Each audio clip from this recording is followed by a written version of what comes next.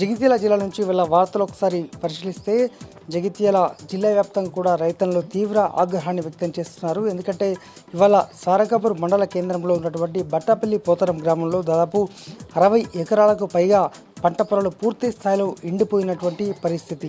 తక్షణమే నీరు విడుదల చేయాలంటూ రైతన్నలు తీవ్రంగా రోధించినటువంటి పరిస్థితి. మరి ఎప్పుడు నీరు విడుదల చేస్తారు? ఆల్రెడీ సగం పంటలు పూర్తి స్థాయిలో ఎండిపోయినటువంటి సిచ్యువేషన్ ఇక్కడ జగిత్యాల జిల్లాలో కొనసాగుతోంది. మరి ఇప్పటికైనా పూర్తి స్థాయిలో నీరు విడుదల చేస్తే మిగతా పంటలు కాపాడుకోగలుగుతామంటూ రైతులైతే చెప్తున్నారు. తీవ్ర స్థాయిలో రోధించారు. మాజీ జడ్పీ చైర్పర్సన్ దా వసంత క్షేత్రస్థాయిలో ఇవాళ పరిశీలించగా రైతన్నలు కన్నీరైతే కనిపించింది. ఇక మరొక వార్త, పసుపు ధర రోజు రోజుకు పతనమవుతోంది. గతంలో 20,000 రూపాయలు ఉన్నటువంటి పసుపు ఇవాళ కేవలం క్వింటాల్కు 8,000 రూపాయలు మాత్రమే రావడం జరుగుతుంది. దీంతో రైతన్నలు తీవ్ర ఆగ్రహాన్ని వ్యక్తం చేస్తూ నిన్న మెట్పల్లిలో ఉన్నటువంటి అక్కడ ముట్టడించారు. తక్షణమే ఈ సిండికేట్గా ఉన్నటువంటి దళారులకు సమస్య లేకుండా చూడాలి, తమకు న్యాయం చేయాలంటూ కోరుతున్నారు.